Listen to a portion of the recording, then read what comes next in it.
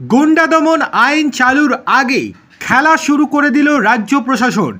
এবার পুলিশের জালে জেলা পরিষদের সহসভাধিপতি এবং তার ভাইপো।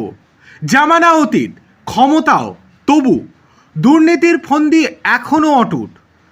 মহিলাদের জন্য বিজেপি সরকারের অন্নপূর্ণা যোজনা কারচুপির অভিযোগে আগেই ধরপাকড় করেছিল পুঞ্চা থানার পুলিশ। সেই কারচুপিতে মদতের অভিযোগ পুরুলিয়া জেলা পরিষদের সহসভাধিপতি সুজয় বন্দ্যোপাধ্যায়ের বিরুদ্ধে। শনিবার রাতে তাকে বাড়ি থেকে গ্রেপ্তার করে পুলিশ। গ্রেপ্তার করা হয় তার ভাইপো পুঞ্চা পঞ্চায়েত সমিতির সহসভাপতি কৃপাসিন্ধু বন্দ্যোপাধ্যায়কেও। উল্লেখ্য, গত মঙ্গলবার রাতে কার্যালয় বন্ধের পর অনুমতি ছাড়া বিডিও কার্যালয়ের অতিথি আবাসে প্রবেশের অভিযোগ উঠেছিল এই দুই তৃণমূল নেতার বিরুদ্ধে।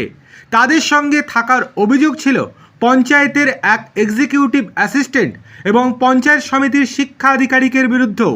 মঙ্গলবার রাতে এই ঘটনায় বিডিওর অভিযোগের ভিত্তিতে পুঞ্চা পঞ্চায়েত সমিতির সহসভাপতি কৃপাসিন্ধু বন্দ্যোপাধ্যায়, পূর্ত কার্য ও পরিবহন স্থায়ী সমিতির কর্মাধ্যক্ষ চরণ পাহাড়ি দাস এবং পুঞ্চা পঞ্চায়েত সমিতির কর্মী সুমিত কুণ্ডু, লাকড়া গ্রাম পঞ্চায়েতের এক্সিকিউটিভ অ্যাসিস্ট্যান্ট গৌতম দাসকে গ্রেপ্তার করেছিল পুলিশ।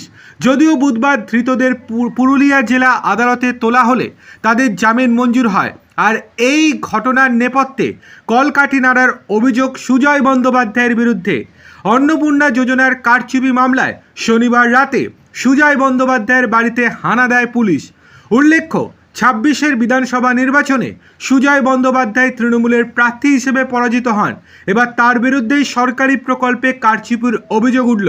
পাশাপাশি নতুন ধারা যোগ করে ফের গ্রেপ্তার করা হয় তার ভাইপো কৃপাসিন্ধু বন্দ্যোপাধ্যায় এবং চরণ পাহাড়ি দাসকে।